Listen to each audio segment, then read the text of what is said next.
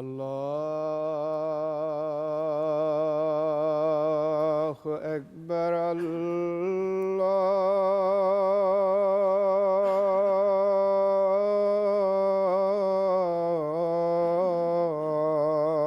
الله أكبر الله أكبر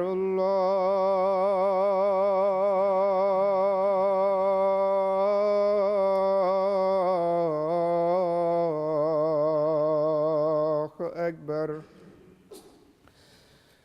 أشهد أن لا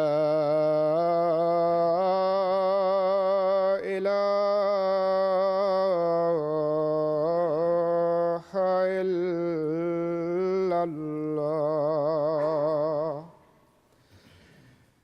أشهد أن لا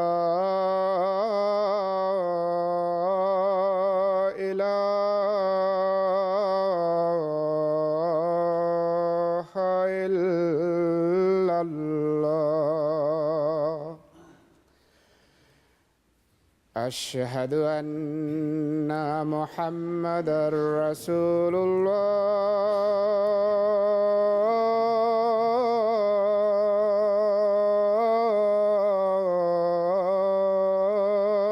الله أشهد أن محمدًا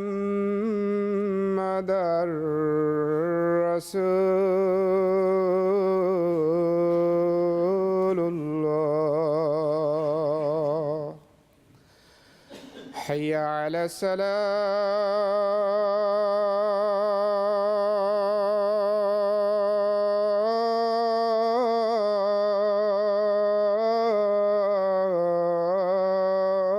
الصلاة حي على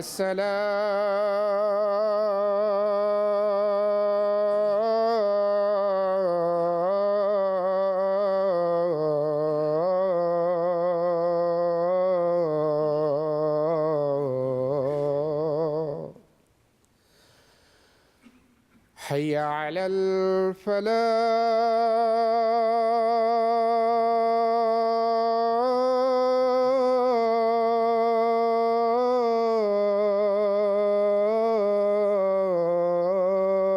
الفلاح حي على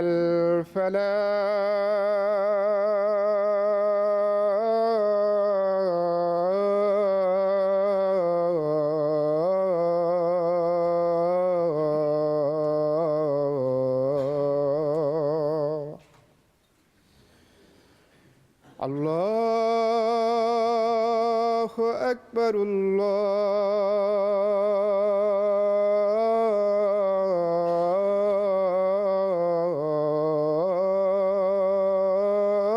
الله أكبر لا إله إلا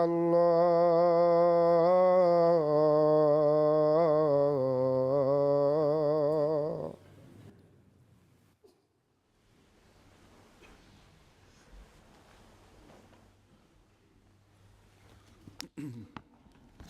السلام عليكم ورحمة الله.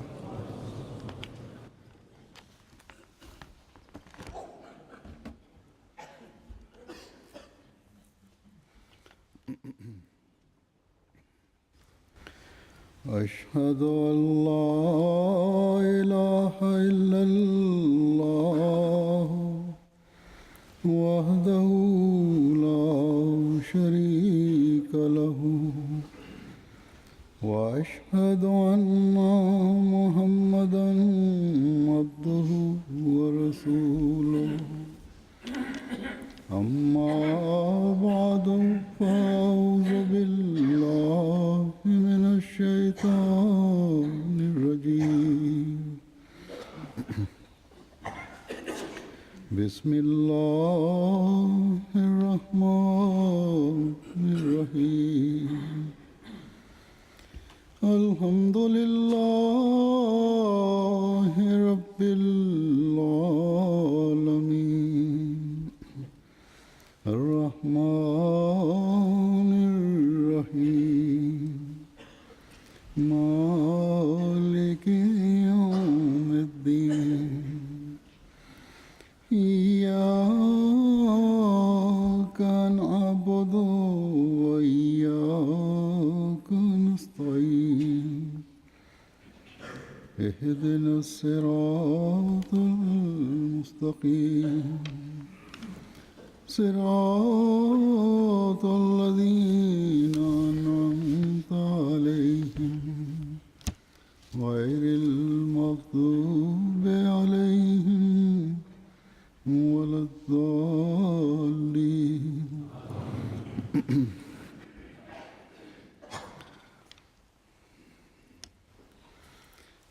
एक रिवायत में आता है একটি হাদিসে আছে মহানবী সাল্লাল্লাহু আলাইহি ওয়া আলিহি ওয়াসাল্লাম বলেছেন,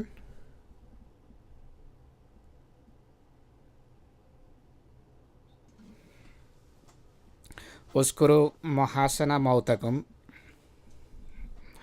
তোমাদের প্রয়াতদের ভালো গুণাবলীর উল্লেখ করো। একই হাদিসে তিনি বলেন যে তাদের দুর্বলতা বলে বেড়াবে না। দোষ গুণ সব মানুষের মাঝেই থেকে থাকে, কিন্তু মৃত্যুর পর ইহজগতের সাথে যেহেতু মানুষের সম্পর্ক ছিন্ন হয়ে যায়, তাই কারো দুর্বলতা বা দোষ ত্রুটি বলে বেড়ানোর প্রয়োজন থাকে না। তবে তার গুণের কথা ও ভালো কাজের কথা অবশ্যই বলা উচিত। এর ফলে ভালো কাজের প্রেরণা জাগে এবং প্রয়াত বা মৃত ব্যক্তির মাগফিরাতের জন্য দোয়া করার প্রেরণাও জাগে।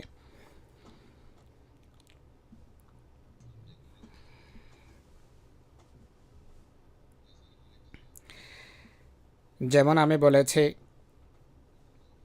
ভালো ও মন্দের সমন্বয়ে মানুষ, এটি মানুষের প্রকৃতি, মানুষের বৈশিষ্ট্য। কখনো সৎকর্মের প্রতি আকর্ষিত হয়, আবার কখনো দুর্বলতা প্রকাশ পায়। কিন্তু কোনো কোনো মানুষ এমনও হন যাদের গুণাবলী বা পুণ্য এত উজ্জ্বল, এত দীপ্তিমান হয়ে থাকে যে মানবীয় দুর্বলতা এর ফলে চোখেই পড়ে না।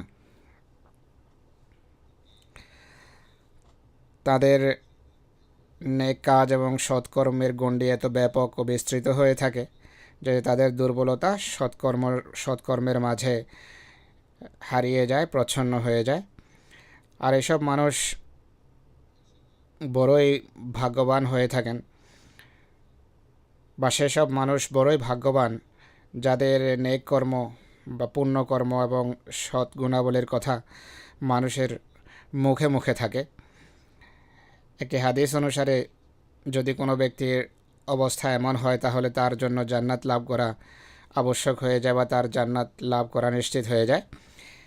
আজ আমি এমন এক ব্যক্তির কথা উল্লেখ করব, প্রত্যেক পরিচিত ব্যক্তি যার প্রশংসায় ছিল পঞ্চমুখ। এমন একজন মানুষ যিনি পাকিস্তানি বা ভারতীয় আহমদি ছিলেন না, কোনো সাহাবীর সন্তান বা জন্মগত আহমদিও ছিলেন না। বাল্যকাল থেকে যৌবন, তারপর বার্ধক্য পর্যন্ত তিনি খলিফাদের প্রভাবাধীন বা জামাতের ছত্রছায়ায়ও প্রতিপালিত হননি। মাত্র কয়েক বছর পূর্বে তিনি হজরত মসিহ মউদ আলাইহিসসালাতু ওয়াসসালামের হাতে বয়াত করেন এবং অনেককে পিছনে ফেলে এগিয়ে যান। আমাদের এই ভাই হলেন শ্রদ্ধেয় রাবিল বুখারিফ সাহেব, যিনি একজন রাশিয়া নিবাসী। গত 24শে জানুয়ারি তিনি ইন্তেকাল করেছেন। ইন্না লিল্লাহি ওয়া ইন্না ইলাইহি রাজিউন। যদিও ইনি হজরত মসিহ মওদ আলাইহিসসালাতু ওয়াসসালামের প্রতি ঈমান আনয়নকারী মুষ্টিমেয় রাশিয়ান প্রাথমিক আহমদীদের একজন ছিলেন, কিন্তু জাগতিক জ্ঞান ও আধ্যাত্মিক জ্ঞান, আন্তরিকতা ও নিষ্ঠা, নিঃস্বার্থ হওয়া, খেলাফতের সাথে গভীর সম্পর্ক, বিনয় এবং হজরত মসিহ মওদের বাণী রাশিয়াতে প্রচারের একাগ্রতার ক্ষেত্রে একটি সমুজ্জ্বল নক্ষত্র ছিলেন, যিনি অনেককে পথ দেখিয়েছেন। আর ইনশাআল্লাহ যখন হজরত মসিহ মওদের ভবিষ্যৎবাণী পূর্ণতা লাভ করবে এবং রাশিয়াতে বালুকণার মতো আহমদীয়তের বিস্তার ঘটবে, তখন ইতিহাস ইনশাআল্লাহ রাভেল বুখারেভ সাহেবের অবদানকে চিরকাল স্মরণ রাখবে। এখন আমি জনাব রাভেল বুখারেভ সাহেব সম্পর্কে কিছু বিস্তারিত আলোচনা করব। রাভেল বুখারেভ সাহেব আহমদীয়তের সীমাহীন খেদমত তখনও করতেন বা করেছেন যখন তিনি আহমদী হননি, কিন্তু আহমদীয়তের সাথে পরিচিত ছিলেন। তখন তিনি জামাতের বই পুস্তকের অনুবাদ করতেন। এরপর বিবিসি রাশিয়ান বিভাগে তিনি চাকরি করতেন, বিভিন্ন রাশিয়ান অনুষ্ঠানে। সেখান থেকে তিনি অবসর গ্রহণ করেন আর পুরোপুরি জীবন উৎসর্গ করে দেন ধর্মের সেবার জন্য। দিবারাত্র তার একটি চিন্তা ছিল, এমন মনে হতো। তিনি বলতেন যে আমার একটি মুহূর্ত যেন আহমদীয়তের সেবার বাহিরে না কাটে, এই ছিল তার উৎকণ্ঠা। আমার প্রতিটি মুহূর্ত যেন আহমদীয়তের সেবায় অতিবাহিত হয়, এই ছিল তার প্রত্যয়। মৃত্যুর দিনও তিনি এই সেবার চেতনায় সমৃদ্ধ ছিলেন। এমটি এর জন্য একটা অনুষ্ঠান বানানোর উদ্দেশ্যে মিটিংয়ে আসার প্রস্তুতি নিচ্ছিলেন। এমন পরিস্থিতিতেই প্রস্তুতি নেওয়াকালেই ফোন আসে যে তার শরীর ভালো নয়, তাই তিনি আসতে পারবেন না। বড় ধরনের হার্ট অ্যাটাক হয়েছে তার, যা প্রাণহারী প্রমাণিত হয়েছে। আর এভাবে তিনি ইহ ত্যাগ করেন। আর এই মৃত্যুকালে তার বয়স হয়েছিল 61 বছর। স্বজন বলতে শুধু সহধর্মিনী তার আছেন, আর কোনো সন্তান সন্ততি নেই। স্ত্রীর এক ছেলে ছিল যে পূর্বেই মারা গেছে।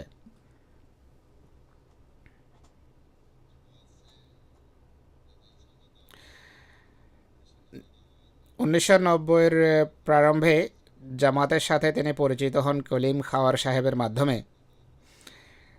তিনি তাতার জাতি সম্পর্কে গবেষণার জন্য লন্ডন আসেন। এখানেই তার সাথে যোগাযোগ স্থাপিত হয়। এরপর হজরত খলিফাতুল মসিহ রাবে রহমউল্লাহর সাথে সাক্ষাতের কল্যাণে তিনি আহমদিয়া জামাতে অন্তর্ভুক্ত হন।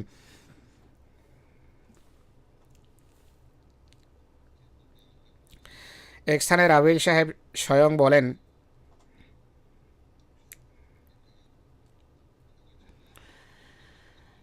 যদিও আমি জন্মগত মুসলমান, কিন্তু যে সমাজে আমি প্রতিপালিত হয়েছি তা নাস্তিক সমাজ ব্যবস্থা হওয়ায় 1899 পর্যন্ত আমি ইসলাম সম্বন্ধে প্রায় অজ্ঞই ছিলাম বলা চলে। যে সমাজে বা যে যুগে আমি লালিত পালিত হয়েছি, সে যুগে ইসলাম ও আমাদের মাতৃভাষা তাতারি পুরোপুরি নিষিদ্ধ ছিল। তাতারি ভাষায় কথা বলার ক্ষেত্রেও নিষেধাজ্ঞা ছিল, পাঠ্যসূচি থেকেও বাদ দেওয়া হয়েছিল। কিন্তু তাতারিদের মাঝে ইসলামের প্রভাব বিদ্যমান ছিল। পার্টি কর্মী বা স্কুল শিক্ষক যেই হোক না কেন, প্রতিটি কাজের শুরুতে তাতারিরা অবশ্যই বিসমিল্লাহ পাঠ করত। তাতারি সংস্কৃতি 1000 বছর পুরনো এবং সকল যুগে এতে ইসলামের প্রভাব বিদ্যমান ছিল। এই জন্য নাস্তিকতার প্রভাব আমার পিতামাতার যুগে যত প্রবল ছিল, আমার বড় হওয়ার যুগে ততটা ছিল না, কিছুটা কম ছিল। কিন্তু আমি এই কথা বলতে পারি না যে আমি এমন গুপ্ত মুসলমান ছিলাম যে সর্বদা মসজিদে যাওয়ার ব্যাপারে উদ্গ্রীব থাকতো। একদমই এমন ছিল না। আমি একজন ছাত্র ছিলাম, যুবক ছিলাম এবং সামাজিক ভাবধারায় যা আমার মাথায় আসতো আমি তাই করতাম।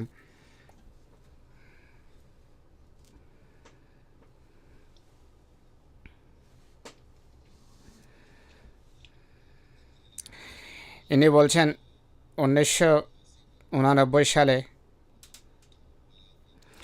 অবস্থার উত্তরণ ঘটে, ধর্মসহ সব ধরনের স্বাধীনতা মানুষ পায়, কিন্তু আমি জানতাম সত্য ধর্ম পর্যন্ত পৌঁছার জন্য শুধু যৌক্তিক প্রমাণেই যথেষ্ট নয়। ইমানের নেয়ামত স্বয়ং আল্লাহ তাআলা দান করেন। আমি এক অনিশ্চয়তার মাঝে ছিলাম। যৌক্তিক দিক থেকে আমি নিশ্চিত ছিলাম যে ইসলামই সর্বোত্তম শিক্ষা দিয়ে থাকে, কিন্তু তার সত্ত্বেও আমার হৃদয় পুরোপুরি ফাঁকা ছিল। যে জিনিস আমাকে এই দ্বিধা ও সন্দেহ থেকে মুক্তি দিয়েছে তা ছিল কয়েকজন মানুষ যাদের আমি লন্ডনে পেয়েছিলাম, যাদেরকে এখন আমি সত্যিকার এবং প্রকৃত মুসলমান মনে করি। আর এটি ছিল সেই জামাত যাকে ইসলামী বিশ্বে অমুসলিম বলা হয়, অর্থাৎ আহমদিয়া মুসলিম জামাত। তিনি আরও লেখেন, আহমদিয়া মুসলিম জামাতের শিক্ষা হলো কোনো ব্যক্তি যতক্ষণ পর্যন্ত আল্লাহর সৃষ্টিকে ভালো না বাসে সে খোদাকে পেতে পারে না। একথা জানা মাত্র আমি বুঝতে পেরেছিলাম যে এটি আমার গন্তব্য।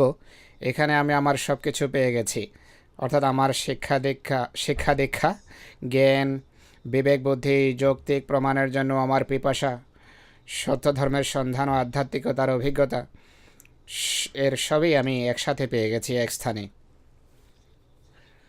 হজরত খলিফাতুল মসিহ রাবি রহমাউল্লাহ তাঁর 1993 সালের জলসার বক্তৃতায় বলেছিলেন, আল্লাহ তাআলার অনুগ্রহে এই নবযুগে পুনরায় হাঙ্গেরির সাথে যোগাযোগ স্থাপিত হয়েছে। প্রথমে দ্বিতীয় খেলাফতের যুগে হাঙ্গেরিতে মিশন প্রতিষ্ঠিত হয়েছিল, যা বিভিন্ন কারণে বন্ধ করতে হয়েছিল। এখন তিনি বলেন, খলিফা রাবে বলেন যে নতুন যুগে নতুনভাবে সেখানে যোগাযোগ পুনঃস্থাপিত হয়েছে। আর সে যুগের সর্বপ্রথম ফল হলেন হাঙ্গেরির জনাব মখলুস ইলাহি, যিনি স্বয়ং ইংল্যান্ডে এসেছিলেন। আমাদের রাশিয়ান আহমদি বন্ধু রাবিল সাহেব যেহেতু শিক্ষিত শ্রেণীতে সুপরিচিত, এ কারণে তার সাথেও মখলুস ইলাহি সাহেবের যোগাযোগ ছিল। তাকে তিনি বারবার মসজিদে আনেন, আর কয়েকটি সাক্ষাতেই তাঁর হৃদয়ের অবস্থা পাল্টে যায়। আল্লাহর কৃপায় এখান থেকে তিনি বয়াত করে গেছেন। ফেরত গিয়ে তিনি হাঙ্গেরিতে তাবলীগ বা প্রচারের ভিতকে অধিক দৃঢ় করেন। রাবেল সাহেব সম্প্রতি সেখানে যে সফর করেছেন, এর প্রেক্ষিতে সেখানে আল্লাহ তাআলার কৃপায় জামাত দৃঢ়তা লাভ করেছে এবং সেখানে যে লক্ষণাবলী প্রকাশ পাচ্ছে তা থেকে আশা করা যায় সেখানে অতি শীঘ্রই জামাত প্রসার লাভ করবে। আমাদের ভাই রাবেল সাহেবের মাতৃভূমি হলো তাতারিস্তান। সেখান থেকে 2-3 বছর পূর্বে মুরাদ জিয়ানব সাহেব যুক্তরাজ্যের জলসায় এসেছিলেন। তিনি অবিচল ছিলেন আর বিশ্বস্ত প্রমাণিত হয়েছেন। ফেরত গিয়ে যোগাযোগ অব্যাহত রেখেছেন এবং নিজেকে আহমদি আখ্যায়িত করতে থাকেন। তার মেয়েও অতি নিষ্ঠার সাথে জামাতের সাথে সম্পর্ক রাখেন এবং একে অন্যের ইমানকে তারা দৃঢ় করতে থাকেন।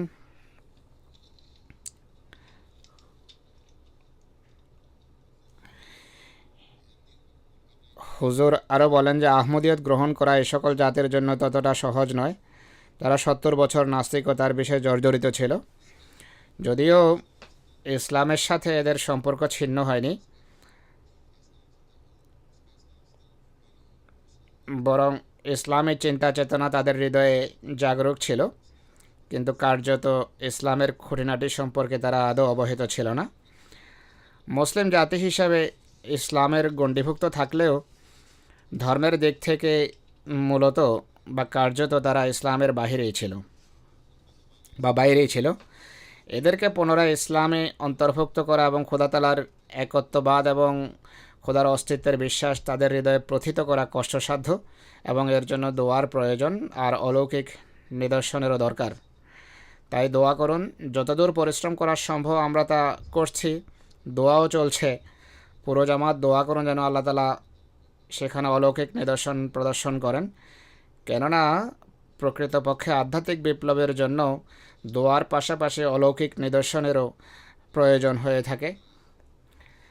হুজুর বলছেন যে আমি পূর্বেও বলেছি যে রাবিল সাহেব জন্মসূত্রে আহমদে ছিলেন না, কিন্তু তাকে দেখে মনে হতো যেন তিনি জন্ম থেকেই আহমদি। তিনি প্রকৃত অর্থে আহমদীয়তের একজন দূত ছিলেন। যেখানে যেতেন সেখানে অবশ্যই জামাতের কথা উল্লেখ করতেন। যেখানে তার আশঙ্কা হতো যে জামাতের নাম নিলে প্রতিক্রিয়া দেখা দিতে পারে, সেখানে তিনি বুদ্ধি ও প্রজ্ঞার সাথে ইসলামের শিক্ষা তুলে ধরতেন এবং জামাতের শিক্ষা উপস্থাপন করতেন। মানুষ জিজ্ঞেস করত এটি কাদের বিশ্বাস, তখন তিনি জামাতের নাম উল্লেখ করতেন। এরপর সম্পূর্ণরূপে জামাতের পরিচয় দিতেন। কোন অবস্থায় কোন ধরনের বই পুস্তক দেয়া যথাযথ বা যুক্তিযুক্ত হবে সে বিষয়ে সর্বদা তিনি সচেতন ছিলেন। তার বন্ধু মহলে রাজনীতিবিদ, সাহিত্যিক, কবি, ডাক্তার, কলেজ এবং বিশ্ববিদ্যালয়ের অধ্যাপক এবং ছাত্র, অর্থনীতিবিদ ছাড়াও বিভিন্ন শ্রেণী ও পেশার নারী পুরুষ অন্তর্ভুক্ত ছিলেন। আর রাবিল সাহেব স্বয়ং একাধারে একজন স্বনামধন্য কবি, সাহিত্যিক, সাংবাদিক, অনুবাদক এবং মুবাল্লিগ ছিলেন, দাঈল আল্লাহ ছিলেন। আল্লাহ তাআলা তাকে বহু গুণের সমাহার বানিয়েছিলেন। তার পরিচিতির গণ্ডি এবং শ্রদ্ধাঞ্জলি জ্ঞাপনকারীদের গণ্ডি ছিল অত্যন্ত ব্যাপক। রাবিল সাহেবের মাধ্যমে রাশিয়া এবং সাবেক রাশিয়ার বিভিন্ন অঙ্গরাজ্যে এমন এমন লোক পর্যন্ত জামাতে আহমদিয়া অর্থাৎ সত্যিকার ইসলামের বাণী পৌঁছেছে, যেখানে সচরাচর বা সাধারণত আমাদের মোবাল্লিগ ও মলমদের জন্য পৌঁছানো সম্ভব হতো না, আর হলেও অনেক সময় লেগে যেত।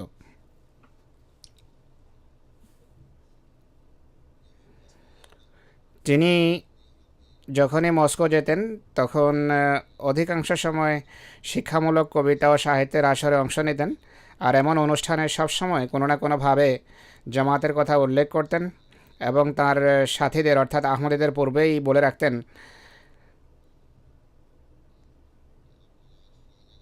যে আপনারা আজকে অমুক জায়গায় অমুক সময় জামাতের পরিচিতিমূলক বই পুস্তকের মধ্য থেকে অমুক অমুক বই এত সংখ্যায় নিয়ে পৌঁছে যাবেন।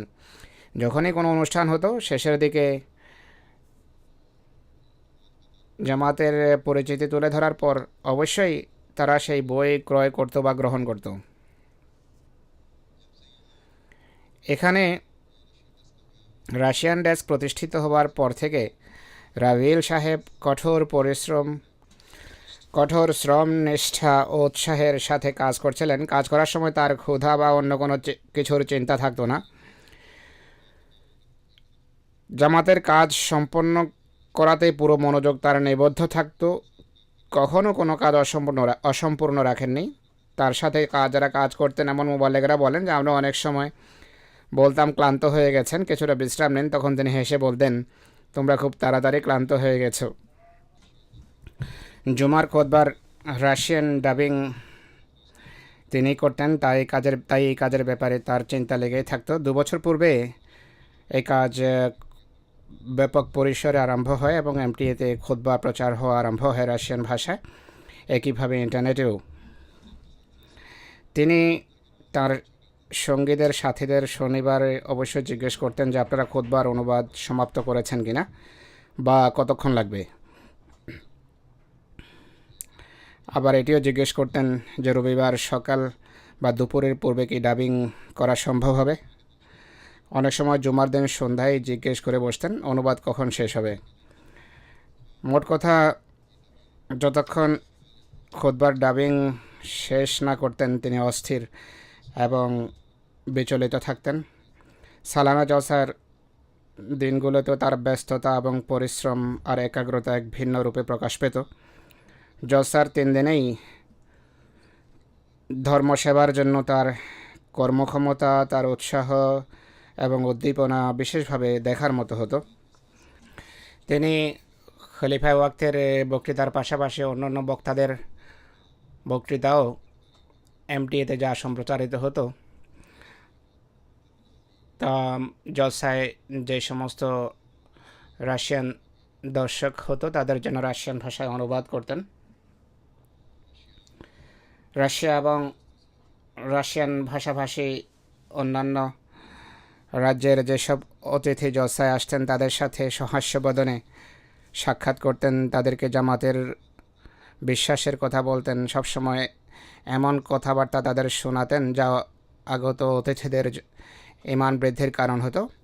অতিথিদের প্রয়োজনের প্রতি লক্ষ্য রাখতেন, ব্যবস্থাপনার মনোযোগ আকর্ষণ করতেন যে তাদের অমুক অমুক চাহিদা পূর্ণ হওয়া উচিত।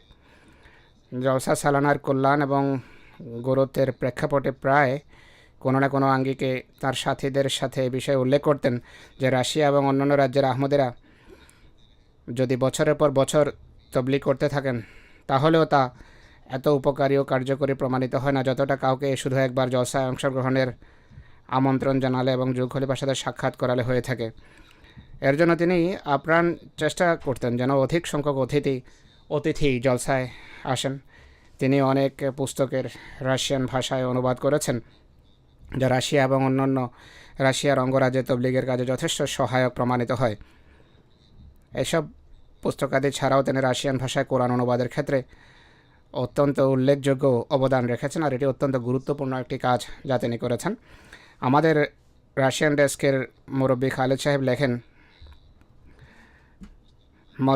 মস্কোর রুস্তম হাম্মাদ আলী সাহেব এবং আমি 1999 সনে হজরত খলিফাতুল মসিহ রাবে রহমউল্লাহর কৃত পবিত্র কোরআনের উর্দু অনুবাদ অনুসরণে রাশিয়ান ভাষায় কোরআনের অনুবাদের কাজ আরম্ভ করি, আর এই কাজ 2004 সালে সম্পন্ন হয়। এরপর এর পুনঃনিরীক্ষণ এবং সংশোধনের কাজ তাদের উভয়ই রাবেল সাহেবের সাথে মিলে সম্পাদন করেন, আর লন্ডনে এই কাজ সম্পন্ন হয়েছে।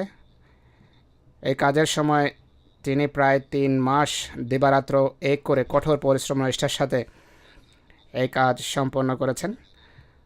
পবিত্র কোরআন অনুবাদের কাজ যেহেতু একটি গুরু দায়িত্ব এবং অনেক সাবধানতার প্রয়োজন, তাই নিরীক্ষণ বা চেকিংয়ের স্টেজে তিনি প্রত্যেকটি শব্দ সম্পর্কে নিশ্চিত হয়ে নিতেন যে কোরআন কারিমে কি ঠিক এমনই আছে যেভাবে আমরা অনুবাদ করেছি। আর এর জন্য রাশিয়ান ভাষার সবচেয়ে উপযুক্ত শব্দ তিনি ব্যবহারের চেষ্টা করতেন। বর্ণনাকারী বলছেন যে কখনো কখনো একটি আয়াতের কাজে কয়েক ঘন্টা লেগে যেত। রাবেল সাহেব পূর্ণ অনুসন্ধান এবং খতিয়ে দেখার পর অনুবাদ স্থির করতেন। তার এই প্রচেষ্টার ফলশ্রুতিতে কোরআনের রাশিয়ান ভাষায় অনুবাদের এ পর্যন্ত 3টি সংস্করণ যথাক্রমে 2006 সালে লন্ডনে, 2007 সনে মস্কোতে এবং 2008 সালে কাজাকিস্তানে প্রকাশিত হয়েছে। এটি একটি সদকায়ে জারিয়া বা স্থায়ী পুণ্যকর্ম যা রাবেল সাহেবের কথা স্মরণ করাতে থাকবে। আমি যেভাবে বলেছি, রাবেল সাহেব একজন সুপণ্ডিত, সাংবাদিক এবং কবি ছিলেন। বিভিন্ন ধরনের পুরস্কারে তিনি ভূষিত হয়েছেন। তাতারিস্তানের সবচেয়ে বড় পুরস্কার তিনি পেয়েছেন। মুসা জলিল সম্মাননা পুরস্কার লাভ করেছেন 1986 সালে আহমদিয়ত গ্রহণের পূর্বে। এরপর 2001 সালে শিল্পকলায় অবদানের জন্য আবার তিনি পুরস্কার পেয়েছেন। 2006 সনে তাতারিস্তানের সর্বোচ্চ অ্যাওয়ার্ড ন্যাশনাল প্রাইজ অফ অনারের পুরস্কারে তাকে ভূষিত করা হয়েছে। তার একটি পুস্তকের জন্য তিনি বেশ কয়েকটি পুরস্কার লাভ করেছেন। 2009 সালে রাশিয়ার বই মেলায় তিনি পুরস্কার পেয়েছেন। এই সনেই 13 অক্টোবর তিনি the order of cultural heritage পুরস্কার লাভ করেন। এছাড়া তিনি বিভিন্ন বিশ্বের বহু সামাজিক সংগঠনের সদস্য ছিলেন। তো আমি যেভাবে বলেছি, বিবিসি রাশিয়ান সার্ভিসে তিনি চাকরি করতেন, কাজ করতেন। তাঁর সহকর্মী বিবিসি রাশিয়ান সার্ভিসের প্রধান সম্পাদক অ্যান্ড্রিও ওস্তালকি সাহেব তার মৃত্যুতে তার প্রশংসায় লেখেন। তার মৃত্যুর পর শ্রদ্ধাঞ্জলি জানাতে গিয়ে তিনি লিখেছেন যে বিবিসি রাশিয়ান সার্ভিসে আমাদের দীর্ঘদিনের সহকর্মী রাভিল বুখারায়েভ সাহেব আর আমাদের মাঝে নেই। রাভিল বুখারায়েভের সাথে 15 বছরের অধিক কাল তার পাশাপাশি আমরা একসাথে কাজ করেছি।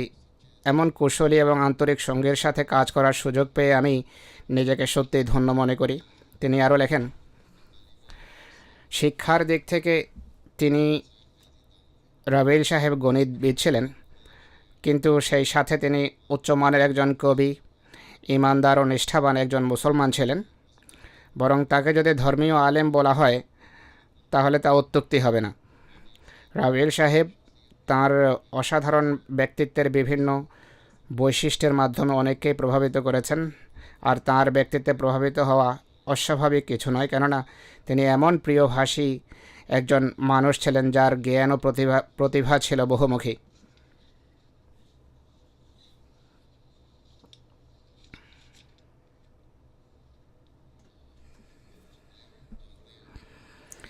যারা তার সাথে সাক্ষাৎ করেছেন তারা নিশ্চয় জানেন যে তার কথা বলার ধরন ছিল অত্যন্ত মধুর এবং অত্যন্ত আকর্ষণীয়। সহসায় মানুষ তার ভক্ত হয়ে যেত। আহমদিয়ত সম্পর্কে রাবেল সাহেব কীভাবে অবগত হলেন এই সম্পর্কে তার রাশিয়ান বই দারুগে বোগ জিনায়াত কুগদা, অর্থাৎ এ রাস্তা কোথায় নিয়ে যাবে তা আল্লাহ ভালো জানেন, এই বইতে তিনি লেখেন যে, সংক্ষেপে বলছি, একদিন সন্ধ্যার সময় আমি বসে টেলিভিশনে অনুষ্ঠান দেখছিলাম।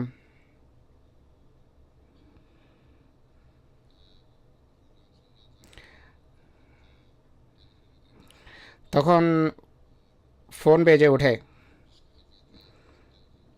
যার ঘরে তিনি ছিলেন সেই গৃহকর্ত্রী ফোন উঠান। তিনি বলেন, আমার ফোন ওঠানোর প্রয়োজনও ছিল না, কারণ সেখানে আমি কাউকে চিনতাম না। ভাবছিলাম এক ইংরেজ তার অন্য ইংরেজ বন্ধুর কাছে ফোন করে থাকবে। যাই হোক, সেই গৃহকর্ত্রী যখন ফোনে কথাবার্তা শেষ করলেন, তিনি ফোনকারীকে বলেন, আমার কাছে একজন রাশিয়ান অতিথি এসেছেন। তিনি বলেন যে, আমি আশ্চর্য হলাম, ইংরেজি রীতি অনুযায়ী কাউকে কিছু বলার কথা নয়। তাই আমি যা ঘটেছে সেটিকে নিদর্শন মনে করি, আর এটি হবার ছিল। ফোনের পাশে আমাকে ডাকা হয় আর ফোন আমার হাতে দেয়া হয়। ফোনের অন্যদিকে যে ব্যক্তি ছিলেন তিনি সাগ্রহে জানতে চাইলেন আমি কোথা থেকে এসেছি, আর পরদিন আমাকে আহমদিয়া জামাতের মসজিদে আসার আমন্ত্রণ জানালেন। তিনি তার কথায় আহমদিয়ত শব্দ ব্যবহার করলেন না। যাই হোক, ঘরের বাইরে যেতে মন চাচ্ছিল, তাই আমি সম্মত হয়ে ফোন রেখে দিলাম। সকালে আমাকে নেওয়ার জন্য গাড়ি আসলো, যা আমাকে পাটনি অঞ্চলে অবস্থিত মসজিদে পৌঁছে দিল। সর্বপ্রথম আমি সেখানে যে জিনিসটা দেখলাম সেটি হলো আহমদিয়া জামাতের স্লোগান, ভালোবাসা সবার তরে, ঘৃণা নয় কারো পরে। তিনি বলেন, প্রথম থেকে আমার ইসলামের প্রতি আগ্রহ ছিল, পূর্বের উল্লেখ এসেছে, আর এর জন্য আমি অন্য সব কাজ ছেড়ে আহমদিয়া বই পুস্তক রাশিয়ান ভাষা অনুবাদ করা আরম্ভ করলাম, যে জন্য আমাকে অনুরোধ করা হয়েছিল। আমি আহমদিয়া জামাতের খলিফা মির্জা তাহের আহমদ সাহেব রহমউল্লাহর সাথে সাক্ষাৎ করি এবং 2 ঘন্টা আকর্ষণীয় আলাপচারিতার পর অনুভব করলাম আমরা দুজন এই পৃথিবীকে প্রায় একই দৃষ্টিতে দেখি। এই আলাপচারিতে আমি অনেক নতুন নতুন কথা জানতে পারি। তিনি বলেন যে, এরপর আমি এই কাজে পুরোপুরি মগ্ন হয়ে যাই। যদিও আমি প্রথম দিকে খুব ভালো বুঝতে পারতাম না, কিন্তু অনুবাদ আরম্ভ করে দেই। আমি ভেবেছিলাম শুধু বই পুস্তকের অনুবাদ করব, কিন্তু পরে দেখি এসব বই পুস্তকের বিষয়বস্তু এত সুস্পষ্ট, সুন্দর ও অর্থপূর্ণ যে কিছুদিনের মধ্যেই আমি মানসিক প্রশান্তি লাভ করতে থাকি। আমার জামাতে অন্তর্ভুক্ত হওয়া কোনো দৈব ঘটনা ছিল না, এটি আল্লাহ তাআলার নিয়তি ছিল যা আমাকে নিয়ে এসেছে। এই সাক্ষাতের পর তাকে অনুবাদের কাজ দেওয়া হলো এবং টিলফোর্ডের ইসলামাবাদে তার জন্য বাসস্থানের ব্যবস্থা করা হয়। বলেন যে সেটি স্বাস্থ্যকর খোলা জায়গা ছিল। আমাকে একটি কামরা দেয়া হয়, সেখানে আমি কাজ উপভোগ করা আরম্ভ করি। তিনি বলেন যে, ইসলামাবাদে প্রথম 4 সপ্তাহ আমি মন প্রাণ উজাড় করে কাজ করি, এমনকি শোবার সময় খুব কম পাই। 4টি বই অনুবাদ করি। এসব বইয়ের অনুবাদ করতে গিয়ে আমার কাছে জামাতের দাবিসমূহ অসাধারণ মনে হয়, আর সবচেয়ে প্রিয় দাবি যার প্রভাব আমি আমার নিজের উপর অনুভব করি তা হচ্ছে, অদূর ভবিষ্যতে সমগ্র বিশ্বে ইসলাম ছড়িয়ে পড়বে।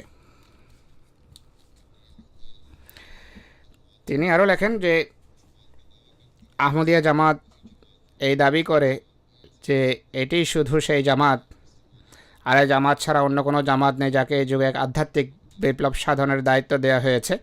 তিনি রাশিয়ানদের উদ্দেশ্যে একটি বই লিখেছেন, তাতে এই কথা উল্লেখ করেছেন। এবং এটি একমাত্র জামাত যা গোটা বিশ্বের লোকদেরকে আল্লাহ তাআলার একত্ববাদের উপর প্রতিষ্ঠিত করবে ইনশাআল্লাহ। এই জামাত দাবি করে এর প্রতিষ্ঠাকারী হলেন সেই মসিহ যিনি সমগ্র পৃথিবীর জন্য প্রতিশ্রুত মসিহ হিসেবে আবির্ভূত হয়েছেন। এই জামাত সমগ্র পৃথিবীর মোকাবেলা করছে, পৃথিবীর বিভিন্ন শক্তিশালী রাষ্ট্রকে চ্যালেঞ্জ করছে।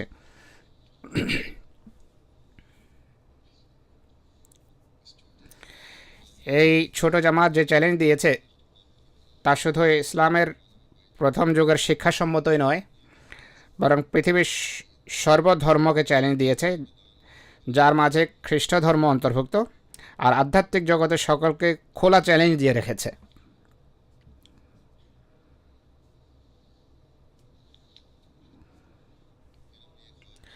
এরপর তিনি তার বই একটি স্বপ্নের উল্লেখ করছেন।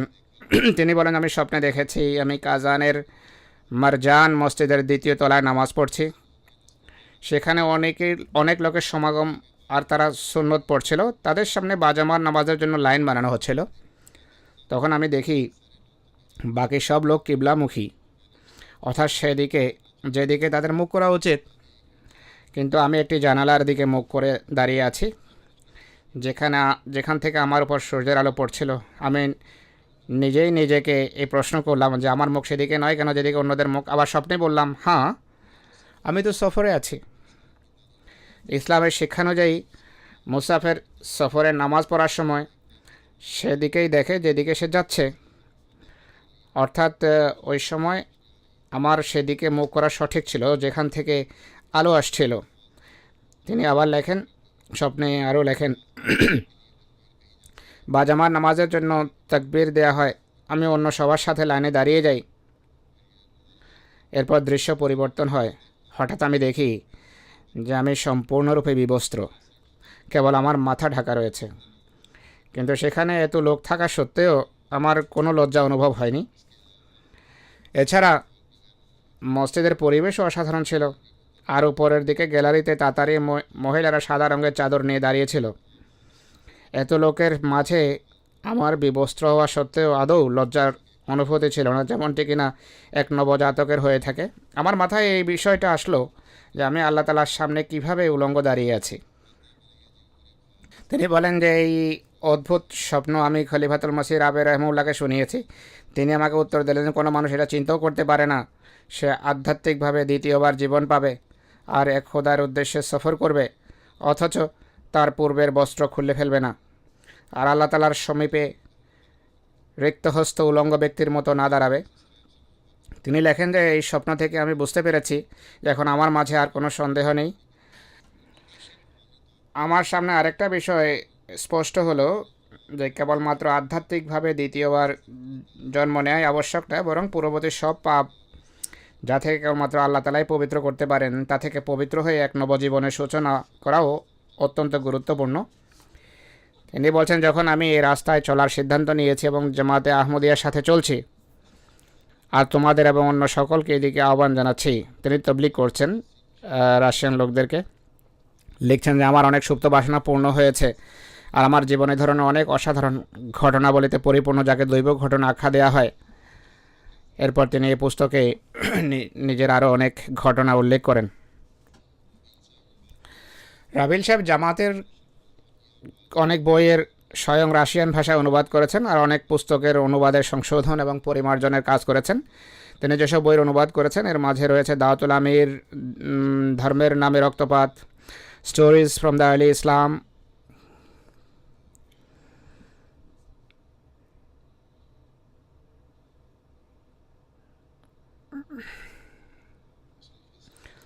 Muslim festivals, Holy Muslims, Islam's response to contemporary issues, Prophets kindness এবং ছোট বাচ্চাদের জন্য বিভিন্ন পুস্তিকা ও প্যাম্পলেটস অন্তর্ভুক্ত রয়েছে। এছাড়া তিনি যেসব বইয়ের অনুবাদের সংশোধন ও পরিমার্জন করেছেন তা হলো ইসলামী উসুল কি ফিলসফি, मसीह हिंदुस्तान में हमारी तालीम, दिबाचा तफसीरुल कुरान, इस्लाम का इक्तिसादी निज़ाम, इस्लाम में औरत का मकाम এবং লাইফ অফ মুহাম্মদ সাল্লাল্লাহু আলাইহি সাল্লাম। একইভাবে বিভিন্ন শান্তি সম্মেলন ও বিভিন্ন স্থানে আমি যেসব বক্তৃতা দিয়েছি হুজুর বলছেন সেগুলোও তিনি অনুবাদ করেছেন। বিশেষভাবে সেগুলো অনুবাদ করেছেন যা তিনি রাশিয়ান লোকদের জন্য খুবই গুরুত্বপূর্ণ মনে করতেন। কিন্তু তার সবচেয়ে গুরুত্বপূর্ণ কাজ ছিল কোরআন কারীমের অনুবাদ, যা আমি পূর্বে বলেছি।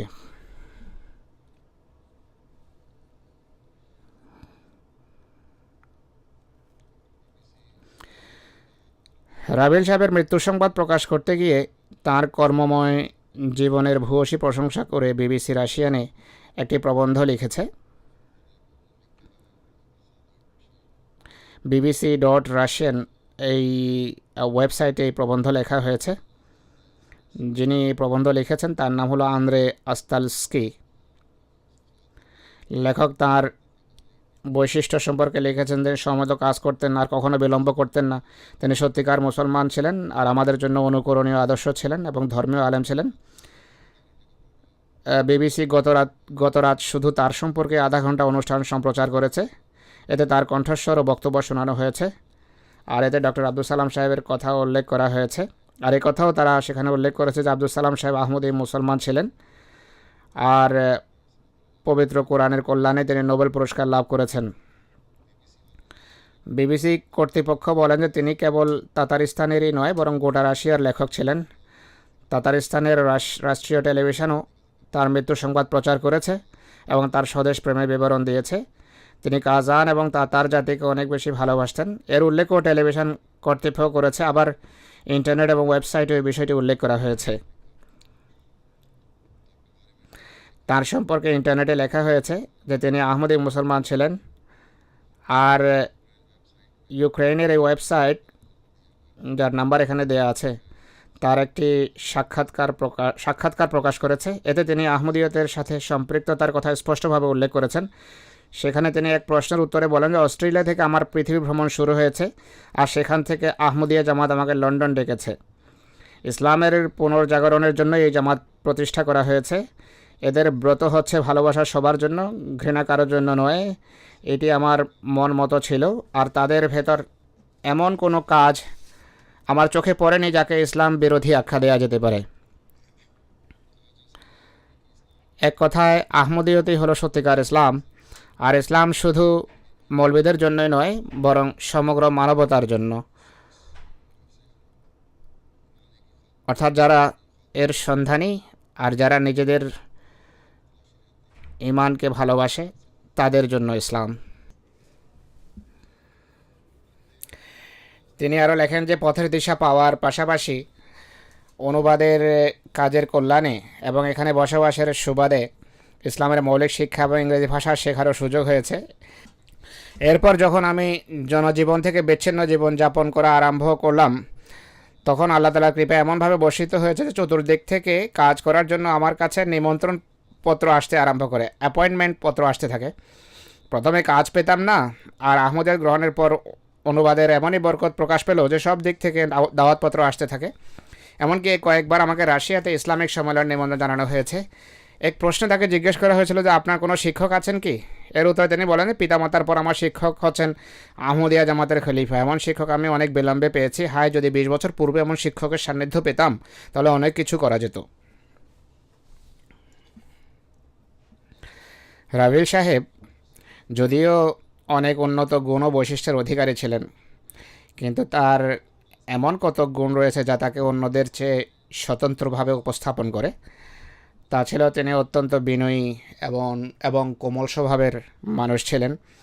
খেলাফতের প্রতি তাঁর গভীর অনুরাগ ও ভালোবাসা ছিল। খলিফার সাথে এক সুদৃঢ় আধ্যাত্মিক সম্পর্ক ছিল। তাঁর দৃষ্টিতে এর সামনে অন্য কিছুর কোনো মূল্যই ছিল না। খালেদ সাহেব লেখেন, সাম্প্রতিক একটি ঘটনা বর্ণনা করছি। তিনি বলেন যে গত বছর ডিসেম্বরের শেষ দিকে আমার অর্থাৎ হুজুরের সাথে তার মিটিং ছিল। খালেদ সাহেব বলেন যে খাক স্যার এবং রাবিল সাহেব আপনার অফিসে সাক্ষাতের জন্য উপস্থিত হলে রাবিল সাহেব প্রস্তাব দেন। রাবিল সাহেব বলেন যে হুজুর অনুমতি দিলে তিনি রাশিয়ান ভাষায় একটি পুস্তক প্রণয়ন করতে হবে যাতে জামাতের পূর্ণ পরিচিতি এবং ইতিহাস বর্ণিত হবে। এছাড়া সেসব আপত্তির খণ্ডন করা হবে যা মুসলিম উম্মার পক্ষ থেকে বিভিন্ন সময়ে উত্থাপন করা হয়ে থাকে। কেননা মৌলবীরা জামাত সম্পর্কে তাদেরকে ভুল তথ্য দিয়ে রেখেছে, যে কারণে প্রত্যহ রাশিয়াতে এ ধরনের আপত্তিকর বিষয় বিভিন্ন ওয়েবসাইটসে চোখে পড়ে। হুজুর বলেন যে আমি তাকে বললাম, ঠিক আছে, বই লিখুন। প্রথমে একে একে এসব আপত্তির খণ্ডন ছোট ছোট প্রবন্ধ আকারে প্রস্তুত করুন এবং ছাপান, এরপর ওয়েবসাইটসে পাঠান দেন। এ কথা শুনে রাবিল সাহেব তৎক্ষণাৎভাবে বললেন যে জি হুজুর।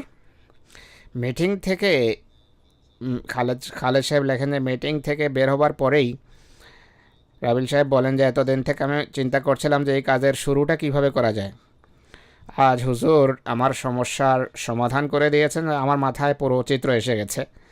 এই পুস্তকটি প্রবন্ধের আদলে কিভাবে প্রকাশ করতে হবে, আর এটি শুধু খেলাফতের কল্যাণে সম্ভব হয়েছে। তিনি বলেন যে আমি আজই এই কাজ আরম্ভ করতে যাচ্ছি। এছাড়া রাশিয়ান ওয়েবসাইটস বানানোর প্রস্তাবও ছিল। এই সম্পর্কে যখন আমি বললাম যে দ্রুত খোঁজ খবর নিয়ে রিপোর্ট করুন, কে বানাবে, কিভাবে কাজ চলবে, এতে প্রোগ্রাম ইত্যাদি কে আপলোড করবে, আর কেই বা এটি আপডেট করতে থাকবেন, কিভাবে কাজ চলবে, রাবিল সাহেবের ব্যাপারে নাসিম রহমতুল্লাহ সাহেবের সাথে যোগাযোগ করেছেন। এরপর জার্মানির মালেক সামার ইমতিয়াজ সাহেবের সাথে যোগাযোগ করেন, আর তাদের মাধ্যমে এই কাজ আরম্ভ হয়ে যায়। কাজ চলছিল, আল্লাহর পক্ষ থেকে ডাক এসে যায়। যাই হোক,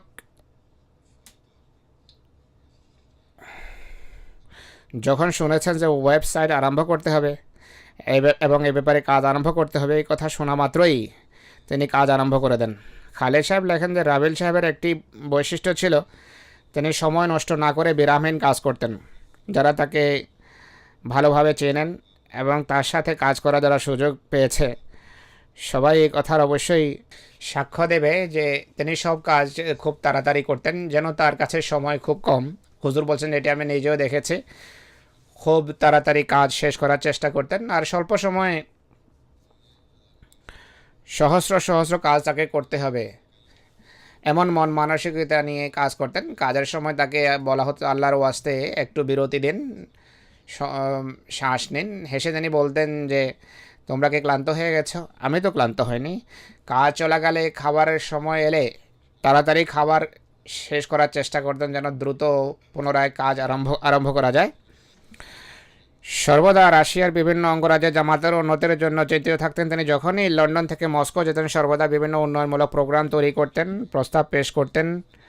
বলতেন যে আমরা যতক্ষণ পর্যন্ত রাশিয়াতে এই বিষয়গুলো দৃষ্টি না রাখব বা এই পদ্ধতিতে লোকদের মনোযোগ আমাদের প্রতি আকৃষ্ট না করব, ততক্ষণ মানুষের কাছে আহমদীয়তের বাণী দ্রুততার সাথে পৌঁছাবে না। মস্কো এবং কাজানের মিশন হাউস পৃথক কোনো বাড়ি বা বিল্ডিংয়ের আদলে নয়, বরং ফ্ল্যাটে অবস্থিত ছিল। এ কারণে অনেকেই বলতেন মানুষ জামাতি কেন্দ্র সম্পর্কে যখনই ভাবে, তখন তাদের মাথায় বড় কোনো প্রশস্ত বিল্ডিংয়ের ছবি ফুটে ওঠে। তাই জামাতের উন্নতির জন্য আমাদেরও ফ্ল্যাটের পরিবর্তে বড় বড় বিল্ডিং ক্রয় করা উচিত। আর যখনই হুজুর বলছেন যে যখনই কোনো প্রস্তাব নিয়ে আমার কাছে আসতেন, প্রস্তাব ব্যয় সাপেক্ষ মনে হলে বা কোনো সময় আমি অন্য কোনো কারণ দেখিয়ে তা প্রত্যাখ্যান করতাম, তিনি তৎক্ষণাৎ সানন্দে তা মেনে নিতেন। কখনোই তার চেহারায় কোনোরূপ বিরক্তির চিহ্ন দেখিনি। এছাড়া এমনটি কখনো হয়নি যে কোনো প্রস্তাব প্রত্যাখ্যাত হয়েছে আর তিনি হতোদ্যম হয়ে বসে গেছেন, বরং তৎক্ষণাৎ তুলনামূলকভাবে কম ব্যয়ের বিকল্প কোনো প্রস্তাব নিয়ে আসতেন বা অন্য কোনো রীতি অনুযায়ী কাজ করতেন তিনি।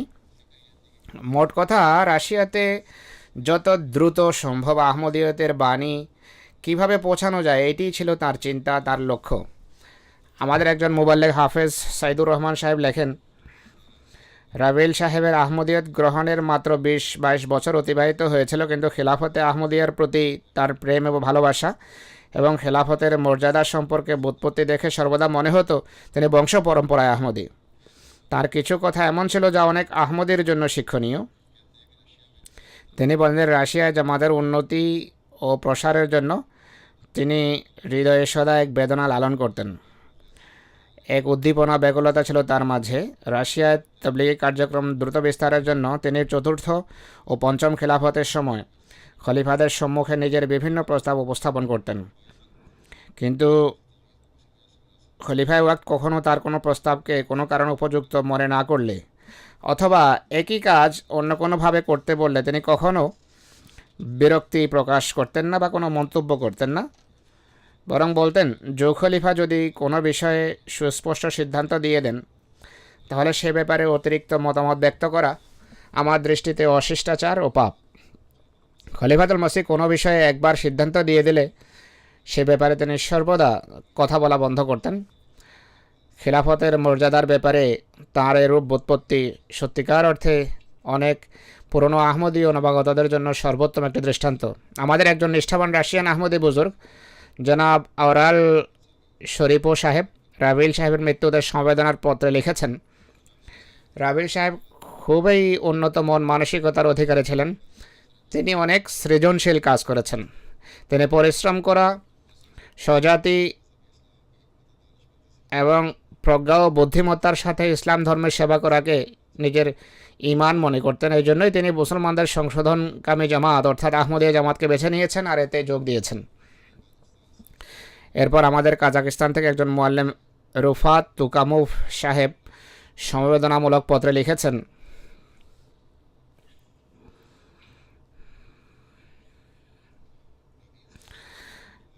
রাবিল সাহেব অনুদিত জামাতের পুস্তকের মাধ্যমে তার সাথে প্রথম পরিচয় হয়েছিল।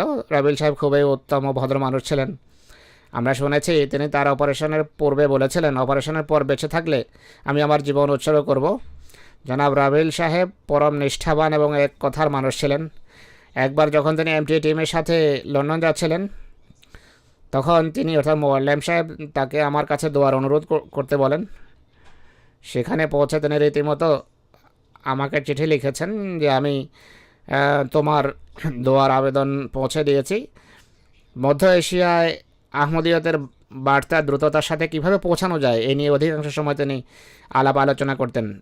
এরপর একে মোয়াল্লেম সাহেব লেখেন যে তার লেখা বই পুস্তক পড়ার সময় বোঝা যায় যে তিনি সর্বদা চেষ্টা করতেন কিভাবে দ্রুত গতিতে স্বজাতি এবং রাশিয়ান ভাষা জানে ও বুঝে এমন সকল মানুষের কাছে আহমদিয়তের বাণী দ্রুত পৌঁছানো যায়।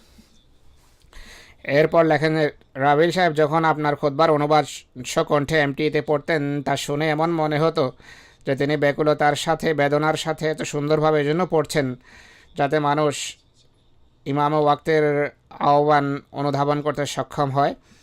মস্কো জামাতের প্রেসিডেন্ট রুস্তম মোহাম্মদ আলী সাহেব তার সমবেদনামূলক পত্রে লিখেছেন, জনাব রাবিল সাহেব গভীর জ্ঞানের অধিকারী ব্যক্তি ছিলেন। আল্লাহ তাআলা তাকে সীমাহীন জ্ঞানে ভূষিত করেছিলেন। এর দ্বারা তিনি প্রাণ খুলে মানুষের উপকার করেছেন। আহমদিয়া মুসলিম জামাত গ্রহণের পর তিনি সম্পূর্ণভাবে আল্লাহ তাআলার দাসত্ব, জামাত এবং মানুষের সেবায় নিজেকে উৎসর্গ করে রেখেছিলেন।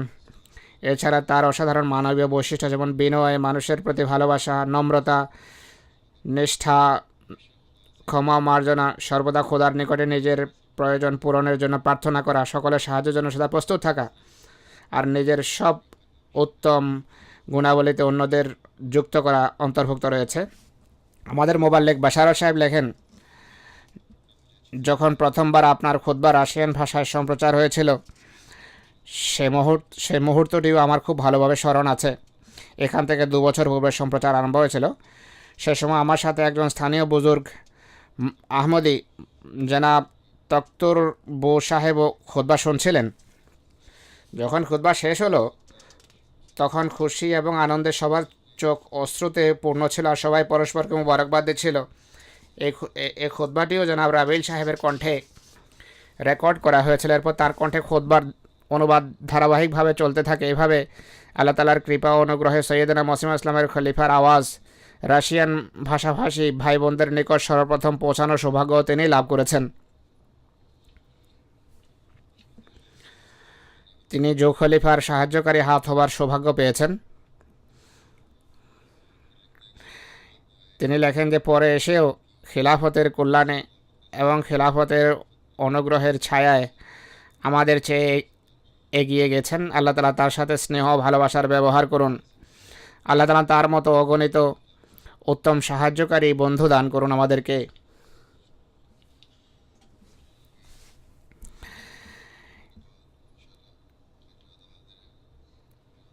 জুমার নামাজের পর তার জানাজা পড়াবো ইনশাল্লাহ আমি। তার শবদেহ নিচে রাখা আছে। আমি বাইরে গিয়ে জানাজার নামাজ পড়ব। মুসল্লিরা এখানে মসজিদে কাতারবদ্ধ হবেন। এছাড়া আরও 2-3টি জানাজা গায়েব আছে। একটি হচ্ছে বানুকা জেলার সারায়ের নরাংয়ের অধিবাসী জনাব সাহেবজাদা মোহাম্মদ শফি সাহেবের ছেলে জনাব সাহেবজাদা দাউদ আহমদ সাহেবের। নানা এবং দাদা উভয়ের দিক থেকে শহীদ সাহেবজাদা দাউদ আহমদ সাহেবের সম্পর্ক শহীদ হজরত সাহেবজাদা আব্দুল লতিফ সাহেবের সাথে। শহীদ মরহুম অর্থাৎ সাহেবজাদা দাউদ আহমদ সাহেবকেও গত 23শে জানুয়ারি রাত 9:45টায় নরংয়ে তাকে শহীদ করা হয়। ইন্না লিল্লাহি ওয়া ইন্না ইলাইহি রাজিউন। শহীদ মরহুমের মা মোহতারমা সাহেবজাদী আহমদুস সালাম সাহেবা আব্দুল সালাম সাহেবের কন্যা ছিলেন। তিনি অর্থাৎ আব্দুল সালাম সাহেব শহীদ আব্দুল লতিফ রাজিয়াল্লাহু আনহুর ছেলে ছিলেন। আর এভাবে তিনি অর্থাৎ শহীদ দাউদ আহমদ সাহেব শহীদ সাহেবজাদা আব্দুল লতিফ সাহেবের প্রপুত্র ছিলেন। অনুরূপভাবে দাদার দিক থেকে জনাব দাউদ সাহেবের দাদা মকরম সাহেবজাদা আব্দুর রব সাহেব ছিলেন শহীদ সাহেবজাদা আব্দুল লতিফ সাহেবের ভগ্নিপুত্র। মীর আকবর সাহেবের সাথে তার বিয়ে হয়েছিল। এরা পরবর্তীতে লাহোরে জামাতে যোগ দিয়েছিল। শহীদ সাহেবজাদা দাউদ আহমদ সাহেব এবং তাদের পরিবার শহীদ আব্দুল লতিফ রাজিয়াল্লাহু আনহুর শাহাদাতের পর আফগানিস্তান থেকে হিজরত করে সারায়ে নুরঙ্গে এসে বসতি স্থাপন করেন। এখানেই 1955 সনে তাঁর জন্ম হয়েছিল। আমি যেভাবে পূর্বে বলেছি 23শে জানুয়ারি তাকে শহীদ করা হয়েছে প্রায় 9:45টায়। কোনো কাজের উদ্দেশ্যে বাজারে যান সকালে। সে সময় সারায়ে নুরঙ্গে 2জন অজ্ঞাত পরিচয় মোটরসাইকেলধারী এসে তাকে গুলি করে এবং তাকে শহীদ করে আর সেখান থেকে পালিয়ে যায়। শাহাদাতের পূর্বে 17 জানুয়ারি 2012 তারিখ মঙ্গলবার সারায়ে নুরঙ্গে খতমে নবুয়ত একটি বড় জলসার আয়োজন করে আর তাতে জামাতের বিরুদ্ধে জামাতকে গালমন্দ করে এবং জনগণকে উত্তেজিত করে। এই শাহাদাত এই কারণেই হয়েছে বলে মনে হয়। শহীদ মরহুম যেভাবে আমি বলেছি শহীদের পিতৃকুল লাহোরে জামাতে যোগ দেয়, খেলাফত হতে দূরে সরে গিয়েছিল। 8 বছর পূর্বে মরহুম শহীদ বয়াত করে পুনরায় আহমদী হয়েছেন, আহমদিয়ত গ্রহণ করেন। তিনি ঘরে একাই আহমদী ছিলেন। পরিবারের অন্য সদস্যরা লাহোরে জামাতের সাথে সম্পর্ক রাখে। খুবই পুণ্যবান, নিয়মিত তাহাজ্জুদে অভ্যস্ত, ক্ষুধাভীরু এবং নিয়মিত জাকাত ও চাঁদা দিতেন। পুণ্যবান ও সুনামের অধিকারী ছিলেন। জামাতের সাথে তার সহযোগিতা, লেনদেন ও আচার ব্যবহার খুবই উন্নত ছিল। কারো সাথে শত্রুভাবাপন্ন ছিলেন না। হৃদরোগে আক্রান্ত হন তিনি। 2004 এবং 5 সনে বাইপাস অপারেশনও হয়েছে। তা সত্ত্বেও তিনি নিয়মিত রোজা রাখতেন। তিনি চাকরি থেকে স্বেচ্ছায় অবসর গ্রহণ করেন। এ সময় তার সহকর্মীরা বলল যে আপনি পেনশন পাবেন, পেনশনের জন্য আবেদন করুন। তিনি বলেন চাকরির সময় আমার দ্বারা হয়তো অনেক ভুল ত্রুটি হয়ে থাকবে। আমার এসব ভুল ত্রুটির বিনিময়ে আমি আমার পেনশন সরকারকে দিয়ে দিচ্ছি, যাতে করে আমার উপর সরকারের কোনো ঋণ না থাকে। অবসর গ্রহণের পর তিনি তার কৃষি জমি দেখাশোনা করতেন। এছাড়া সারায়ে নুরঙ্গে একটি মার্কেটে অবস্থিত নিজের কয়েকটি দোকান থেকে উপার্জিত ভাড়া দিয়ে তার জীবিকা নির্বাহ করতেন। শহীদ মরহুমের পরিবারে 2 ভাই এবং তার স্ত্রী আমাতুল হাফিজ সাহেবা রয়েছেন। তিনি নিঃসন্তান ছিলেন। আমরা প্রায় শুনে থাকি যে পাকিস্তানে বিভিন্ন সময় আহমদীদের শহীদ করা হচ্ছে, কিন্তু এসব শাহাদতের ঘটনা আমাদের দৃঢ়তা ও সাহসিকতায় কি চিড় ধরাতে পেরেছে? আমি এর পূর্বেও অনেকবার বলেছি যে লাহোরে যে শাহাদাতের ঘটনা ঘটেছে 84 জন আহমদী সেখানে শহীদ হয়েছেন। এই কাজ যারা করেছে তারা সম্ভবত মনে করেছিল যে এই ঘটনার ফলে আমাদের মনোবল দুর্বল হয়ে যাবে। কিন্তু এরপর আমার কাছে অনেক নারী, পুরুষ ও যুবকের চিঠিপত্র এসেছে। এসব পত্রে তারা লিখেছেন যে আমাদের মনোবল পূর্বের তুলনায় বেড়েছে আর দোয়া করুন আমরাও যেন কোরবানিকারীদের অন্তর্ভুক্ত হতে পারি। এটি শুধু বুলি সর্বস্ব ছিল না, বরং তারা সর্বত্র তা বাস্তবে প্রমাণ করে দেখিয়েছেন। কিছুদিন পূর্বে লইয়ার এক শহীদ মহিলার গত মাসে লইয়ার এক মহিলা শহীদ হন, তার জানাজা আমি পড়িয়েছিলাম। এটি এমন শাহাদত ছিল যে বিরুদ্ধবাদীরা যখন মিশন হাউসে আক্রমণ করে তখন জামাতের সদস্যরা তা রক্ষার জন্য এগিয়ে আসে। পুরুষের পাশাপাশি মহিলারাও এই কাজে এগিয়ে আসেন। এই সময় সেই অল্প বয়স্কা মহিলা, যার ছোট ছোট সন্তান ছিল, যিনি শাহাদাত বরণ করেন। শত্রুর আক্রমণের মুখে তার কোনো ভয় ছিল না, কোনো ভয়ভীতি কাজ করেনি তার মাঝে। সাহসিকতার সাথে মোকাবেলা করতে করতে শাহাদাতের অমীয় সুধা তিনি পান করেছেন। কাজেই এরা হলেন সেসব আহমদী নারী, পুরুষ, কিশোর যারা ত্যাগ শিকারে কুণ্ঠাবোধ করেন না। শহীদ সাহেবজাদা দাউদ আহমদ সাহেবের শাহাদতকেও আল্লাহ তাআলা কবুল করুন। তার নেক কর্মসমূহ, পুণ্যকর্ম আল্লাহ তাআলা কবুল করুন। আল্লাহ তাআলা তাকে বয়াতকারীদের অন্তর্ভুক্ত হবার সৌভাগ্য দান করেছেন। তার নেক প্রকৃতির কারণেই তাকে আল্লাহ তাআলা শহীদের মর্যাদা দিয়েছেন।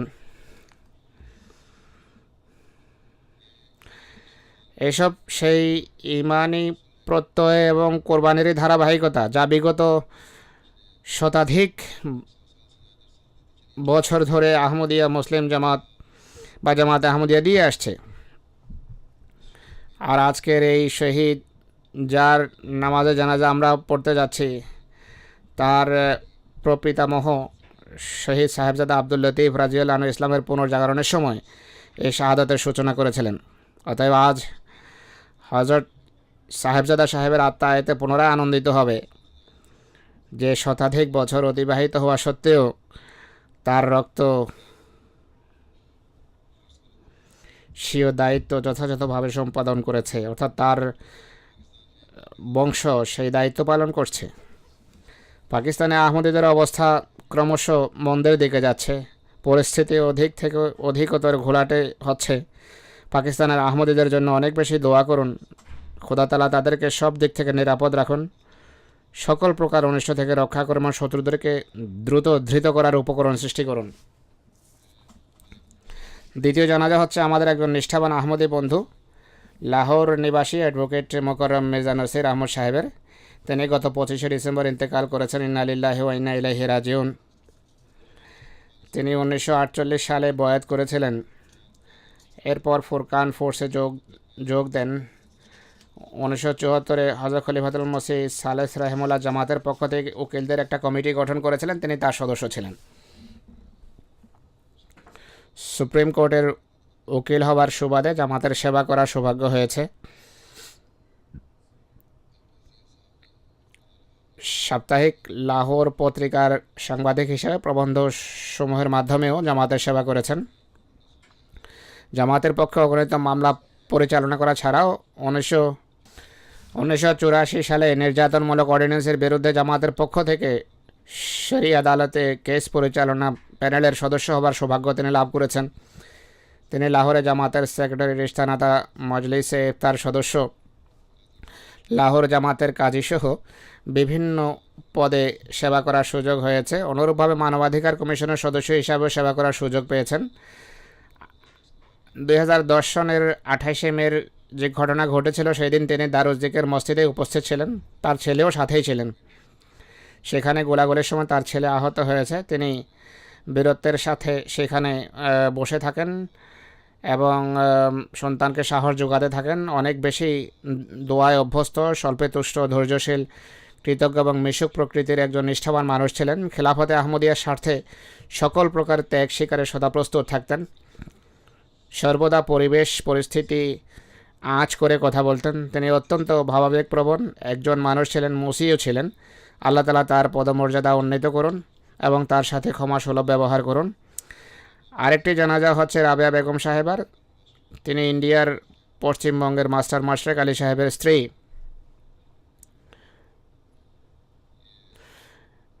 20 জানুয়ারি কলকাতায় তিনি ইন্তেকাল করেন। ইন্না লিল্লাহি ওয়া ইন্না ইলাইহি রাজিউন। পশ্চিমবঙ্গ এবং আসামের লাজনার প্রেসিডেন্ট হিসাবে দীর্ঘদিন জামাতের সেবা করার সুযোগ হয়েছে। স্বামীর সাথে জামাতে কাজকর্মের সার্বক্ষণিক সহযোগিতা করতেন। তিনি পশ্চিমবঙ্গ এবং আসামের সাবেক আমির মাশরেক আলী সাহেবের স্ত্রী ছিলেন। অসুস্থ অবস্থায় স্বামীর সাথে দীর্ঘ সফরে সঙ্গী হতেন। অত্যন্ত পুণ্যবতী, নিষ্ঠাবান এবং বিশ্বস্ত মহিলা ছিলেন। স্বামী ব্যতীত সন্তানদের মধ্যে তিনি 3 মেয়ে ও 2 ছেলে রেখে গেছেন। তার এক ছেলের নাম ইসমতুল্লাহ। যিনি জলসায় নজম শুনিয়ে থাকেন। এমটিএতেও তার অনেক নজম প্রচার হয়েছে। বর্তমানে জাপানে বসবাস করছেন। আল্লাহ তালা তার সাথে ক্ষমাসুলভ ব্যবহার করুন এবং তার পদমর্যাদা উন্নীত করুন। তাদের সকলের নামাজের জানাজা ইনশাল্লাহ জুমার পর হবে।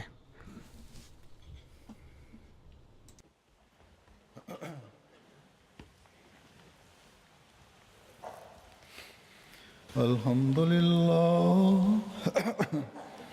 الحمد لله نحمده ونستعينه ونستغفره